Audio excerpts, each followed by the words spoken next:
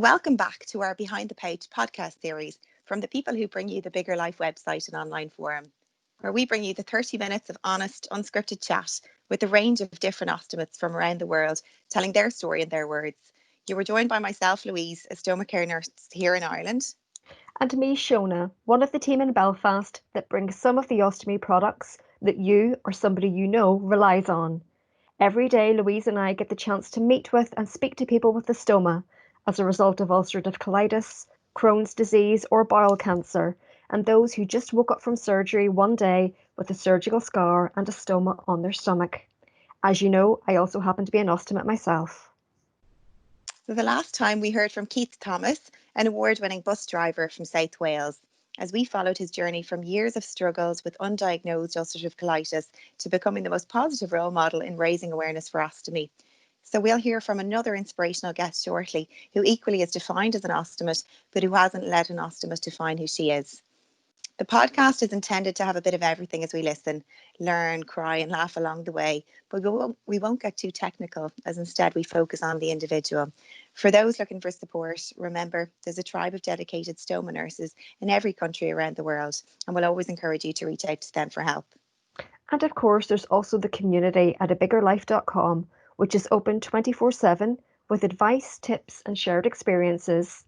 So without further ado, please join us for some small talk on a bigger life as we go behind the pouch. So our guest today, I'm excited to announce, is an inspiring young lady from Sydney, Australia. A graphic designer, illustrator and artist by profession, she's another ostomate who has not let her stoma define her, but has embraced life since undergoing her stoma surgery back in 2017. She uses her colourful and playful art and illustrations to help raise awareness and take a step towards reducing the stigma associated with ostomies and irritable bowel disease. One of her many fantastic achievements to date is the fabulous 4x3 metre mural that she painted on the beachfront wall at Bondi Beach back in July 2018. It depicts bathers, surfers and sun lovers enjoying themselves against this brilliant yellow beach, with three of the individuals being ostomates with their stoma bags clearly on display. It was a defining piece of art in raising ostomy awareness in Australia. So we welcome MJ Boaretto Pureza to the pod. I hope I pronounced your surname there right, MJ. You did a pretty good job. Hi, thank you. Thanks for having me. Thank you. Welcome, MJ. It's lovely to have you here with us. Of course, you're at the end of your busy day in Australia. You're at the end of your working day, whereas we're here at the beginning of ours. So thank you so much for taking the time to speak to us today. Yeah, no worries at all. We really appreciate it. So if we could just start then, really just go back to the beginning. I understand you were diagnosed with ulcerative colitis as a teenager at a really young age. So how was life? What was life like growing up for you? Yeah, well, starting back in high school, I was actually really healthy. You know, I had pretty much no days off work sick, no days off school sick.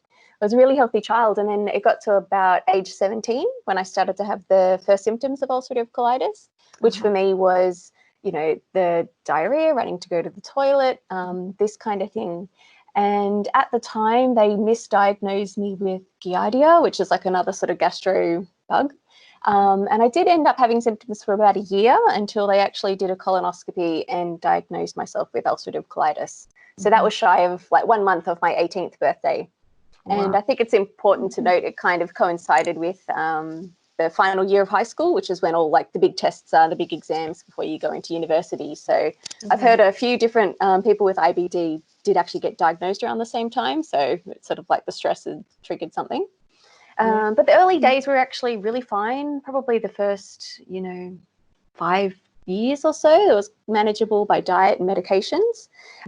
But as time went on and I went older, I got a little bit cheeky at times and decided not to take my medications because I felt I didn't need them. Of course, colitis came back with a vengeance. And so, yeah, things kind of got progressively worse. And I went through all the different medications. So everything from, the standard sort of entry-level selazepam and things. And then there was the steroids, so prednisone. And then sort of I went towards the biological drugs towards the end of my treatment as well. But unfortunately, I didn't have any good responses from anything. I got a lot of side effects, if anything. I developed lupus from infliximab. I developed liver disease from Entyvio. And, you know, prednisone, it's got a side effect list a mile long. So, yeah, towards the end, life was kind of getting quite unmanageable. I was sort of flaring uncontrollably for 6 years and trying to juggle full-time work and freelance work and going to the hospital for treatments and doctor's appointments and blood tests and, yeah, you name it. And what was the decider? You know, obviously things got very bad for you, but at what stage did you decide surgery's the option here? I think I got to the point where I was going to the bathroom probably up to 20 times a day, which was just getting a little bit beyond a joke, and maybe 3 or 4 times during the night. So I wasn't sleeping. I was up. I'd have to go to the bathroom 5 times before I actually even got to work. I think once I was on Entyvio, I had like a small window of remission, which was amazing. It might have lasted about 6 months. And then I developed the liver disease, and the gastroenterologist was like, you have to stop taking this one because the liver disease obviously outweighs the benefits there. It kind of got to the point where there was no other treatments to try. Plus, at the same time, I started to develop early signs of bowel cancer. I had dysplasia cells in the bowel. So I was getting a colonoscopy maybe like once every 3 months just to keep an eye on it. But it really did get to that point where I thought I was in so much pain every day. My diet was incredibly restricted because pretty much anything I ate caused pain. So it was just a matter of how much pain do I want to be in that day? So, you know, very restricted diet, dealing with a lot of pain, just it wasn't a life. And I think even though it was my new normal, I came to realize that it was a normal that I didn't have to live with anymore. So I went and spoke to a surgeon, started to talk about having an ostomy or an ileostomy in my case, and did my research. Like when I decided to go down that path, I was like, I often thought that surgery was a last resort, and I got really like stressed out by it, and, you know, you can't return, and that I kind of went down that mindset. But the more research I did, the more people I saw on Instagram who are thriving, and I read blogs about people who are so happy now compared to what their life was like with IBD. So I thought, right, yep, I'm going to do it. And I did actually have my surgery scheduled. This was about 3 years ago now, sort of August, September of 2017, I believe. And I actually called the surgeon. I got him to brought it forward because I said I can't deal with this anymore. So I brought it forward to July. And haven't looked back since. It was the best decision I ever made, and I wish I made it earlier. So would you say then that would you say it was an easy decision, or did you struggle with it for a while? I did. Before I actually started biological treatment, I did about 6 months of travel overseas where I went to South America. My husband's from Brazil, so we were in Brazil for a little bit, went to Europe, did all this massive travel while I had one of the biggest colitis flares I've ever experienced, which is not recommended, traveling with colitis. And when I got back to Sydney after that 6 months of travel, I ended up like being in hospital. I got landed in hospital for about 2 weeks, just recovering and trying to get the bowel back under control. And at that time, my gastroenterologist said, hey, there's this option you can go for, which is the surgery, and you can get an ileostomy and have a bag. I think I must have been my late 20s. And I think at the time I just sort of hadn't wrapped my head around that yet. And I decided to go down the path of the biological treatment before I went down the surgery path. So it was kind of at the back of my mind that would be an option one day. So once it was time to get the surgery, I think because my mindset was kind of in the right place, it was a little bit easier than, it was easier than what I was currently going through with colitis. So I was kind of, excited to go down the path as opposed to, oh my God, I have to do this, with that kind of mentality. Yeah. Okay. Very good. That's amazing. And you've really, shine a light there in relation to the people that helped you, the people that you could actually look at online, those inspirational posts by others, which you are right now. It just shows, I suppose, how someone like that can help you make that decision for the new way forward, you know, to make that big, crucial decision. So can you remember back to the first day with your stoma? You know, how did you feel after that big decision? How did you Yeah. wake up and feel? Was it exciting, or, you know, can you remember? Yeah, I remember waking up in hospital and looking down and feeling like, when I saw my my stoma functioning for the first time, I was like, whoa, this is kind of surreal, you know, that kind of, oh my God moment. But I completely embraced it and accepted it. And I think that was like from day one. And I do think that's part of why I've had such a good ostomy life. I've had like a really positive experience. But yeah, I just sort of remember in hospital trying to get used to it. And I was very concerned when it was time for me to learn how to change my bag myself, with my SDN teaching me. I was like, I get very fastidious and I really wanted to get it right and, you know, do all the things, like just learn everything I could about it. I'm a curious mind, so I like to sort of know a lot of things. Yeah. Yeah, and so it was initially a little bit surreal and a tiny bit of a shock, but yeah, I'm just like, no, this is just what I have now. It's my new accessory. I've got tattoos, I've got scars, now I've got a stoma. So yeah, just you've another lived to thing. tell the tale. And did you Yeah. have the support you needed? You mentioned your stomach care nurse there, you know, both clinical, family, friends. Was there that, you know, openness, I suppose? Was there the support for you, you know, when it was new to you? Yeah, absolutely. I mean, my surgeon was absolutely wonderful. Like, I think I was in hospital for 10 days and he visited me every day. Same with my stoma nurse. She came in every day. So they were really on hand, especially my SDN, really on hand to answer any and all questions that I had. And then my family was visiting me every day. My mum's a nurse herself, so it's kind of nice to have that sort of in the family as well, I suppose. Husband was visiting me every day, and even friends from work. Like I was always really open about my experiences with what I was going through at work. Like, not to the point where it was TMI, unless they wanted to hear all the nitty gritty details of, you know, suffering with ulcerative colitis. But yeah, because I was very open about, look, I need this time off. I'm going to have this surgery. Yeah, it was really nice. I had friends come in and visit me while I was there as well, which also kind of helped me embrace it, I think. If I could normalize it and they could normalize it, yeah, it could kind of be like, hey, it's okay. It's just a new part. It is your real life. Absolutely. And we spoke about it before, actually, about, you know, the support of people in work, you know, and were you supported from a good kind of, I suppose, staffing and managerial support, you know, at the times of your flares or your tough times? Yeah, absolutely. Actually, I'm not at that workplace now, but when I was at that workplace at the time, one of the directors, her daughter was actually on TPN since she was a baby.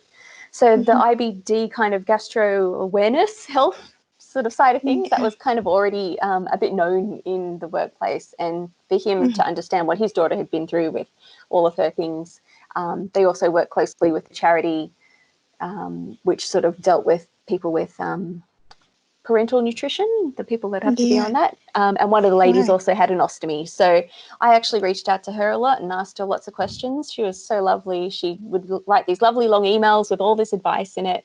And just to have that kind of support really kind of, comforted me during my process, I think.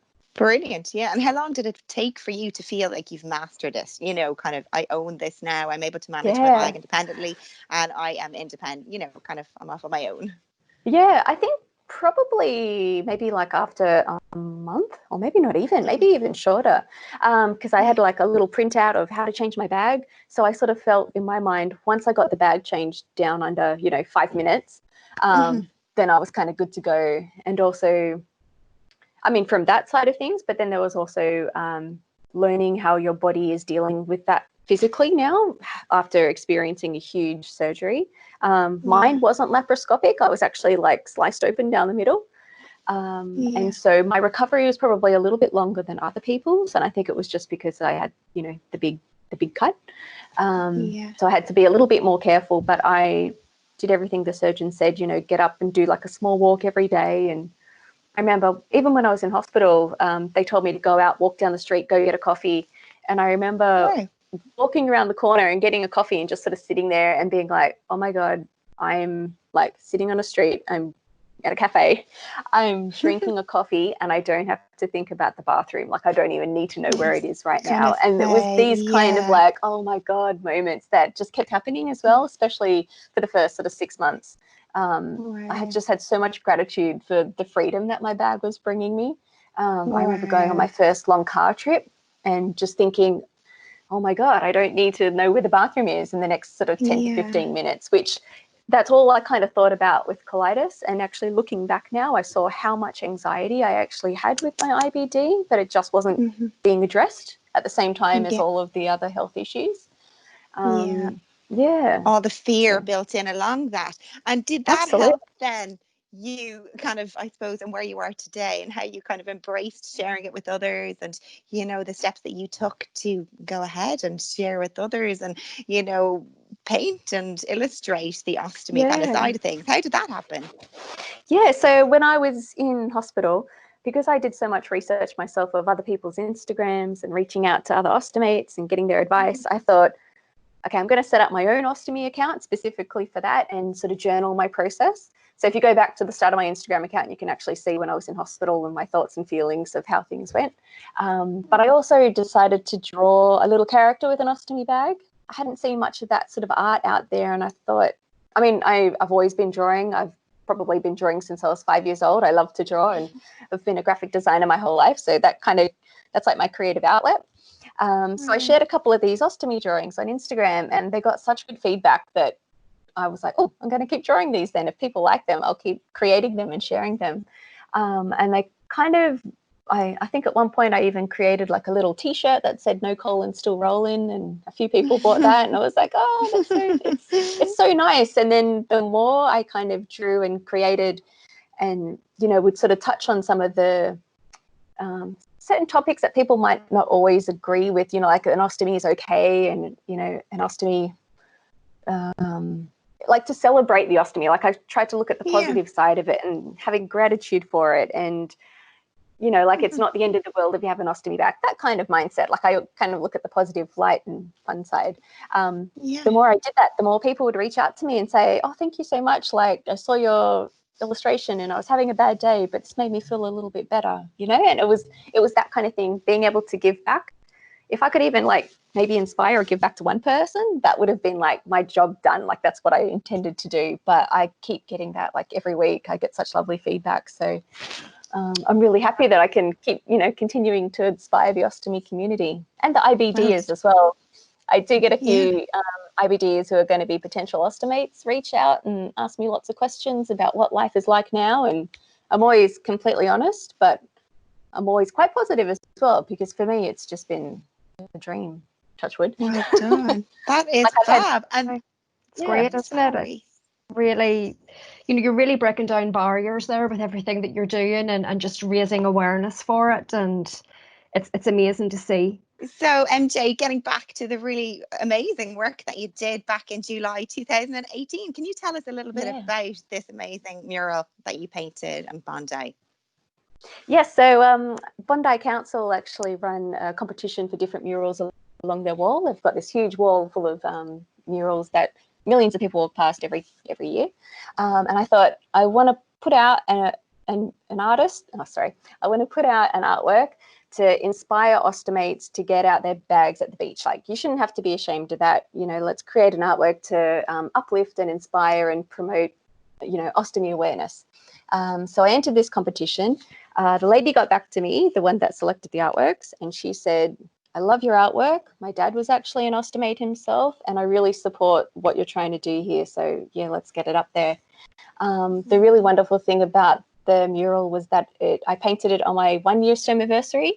And if it had been any time, if I had to paint this any time during my colitis years, there would have been no way that I could do that, because it took about maybe 4 days to paint it. It was a huge mural, so about 4 by 3 meters. It took about 4 days to paint it, and I would have had to be running to the bathroom, twice an hour, I think, if I was going to get that done. And so, fortunately, I was in full health. I could paint it. I had a little bit of help from a friend to like help do some bits. But one of the really wonderful things about painting the mural is that I had so many people come up and have a chat to me about it and ask what it was about. And when I explained, there's a couple of ostomates in there, I'm an ostomate, explain my story, so many of them either knew an ostomate or had someone in the family that was going through IBD issues or something. So I loved how it could spark a conversation. And that was also the reason for me to put it up there, you know, to really kind of help raise awareness of a topic that a lot of people often don't want to talk about or think it's a little bit taboo, so they don't talk about it so much. A really lovely thing as well is a girl on Instagram who's a bit of an influencer here in Australia, and her name escapes me, which is pretty bad, but she's got like 150,000 followers. She lives in Bondi, and she would often post a picture of my mural and just say how much she loved it. And I have a feeling that someone in her family obviously was an ostomate themselves, but the fact that she was posting it and it had all this amazing exposure was really wonderful. And it was only supposed to be up for 6 months, and they ended up leaving it up for over a year, I think. Oh, wow. Which is really great because it was just so popular. And I have to shout out to Omnigon. Omnigon actually sponsored me to paint this artwork. They provided all the paints and things. So I was really fortunate that a company such as them, were happy to get on board and help me create this masterpiece.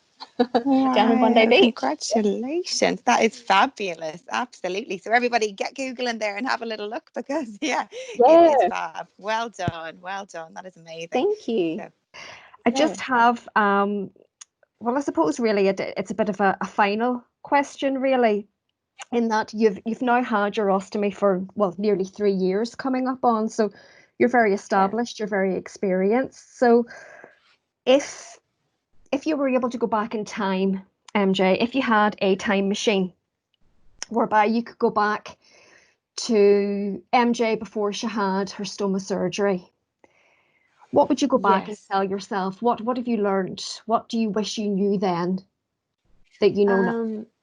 About life with an ostomy. Yeah. I would definitely tell myself, if this was me just about to go into surgery, everything's going to be okay. Life is going to be so much better. Like I keep saying, it's life 2.0. But some of the little things, some of the stuff I do struggle with at the moment. So dehydration, I had no idea that the large intestines actually help absorb salt into the body and water. So I think most ostomates can kind of, because I had a total colectomy, you can kind of tip into dehydration pretty easily. So that was kind of a big thing for me. I wish I knew that beforehand, and I could have been a little bit more prepared for that. There's also things like skin issues. I've had more rashes and skin problems and things like that since ostomy surgery. And I actually see an acupuncturist, and she said it's because whatever food was affecting me before, and disrupting my system, it would disrupt my bowel. But now that the bowel is gone, it's coming out through the skin. So that's an interesting learning. But also just to embrace it. I mean, I did do that anyway, and I've been quite fortunate. I mean, just to go out there and be open. And people have always had such lovely, wonderful, supportive responses to me with my journey. Like, I've been really grateful for that. Excellent. It's absolutely, well, look, it has been an absolute pleasure speaking to you today. We could talk on for probably another good half an hour, but I probably could. which is great. Yeah. And I'd just like to, myself and Louise would just like to thank you for taking the time to speak to us today. And it's been wonderful. Share your Thank you so story. much. Yeah, thank you so much for having me. I really appreciate it. Well, that was such an interesting chat with MJ. I really enjoyed that. There were quite a few things that really stood out to me within that chat with MJ. Firstly, probably her talking about the research that she did and finding out as much as possible prior to deciding to go ahead with that surgery. The social media blogs that she used to help her make that informed decision.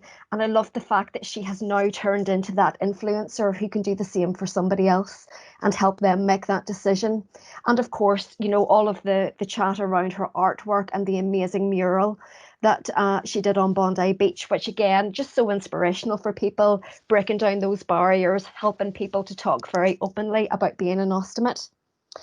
The other thing that I loved was how she described this freedom that she now experiences since surgery. We all take for granted being able to get into a car, go for a long car journey, but MJ had to be constantly worried about where the nearest toilet was. And the fact that, she now can go out have a long car journey, not worry about that. Go and have a coffee with a friend and not have that constant anxiety about where the nearest bathroom is. Just lovely to see how her life has changed for the better because of that. And then just finally, the fact that she was able to adapt to life, to adapt to her new normal so quickly after only 4 weeks, she was able to manage her stoma independently. And I think that that gives real hope to people, people who are considering this surgery and who are worried about it. There is life after the stoma surgery, and life can just be so much better, as MJ has been able to tell us today.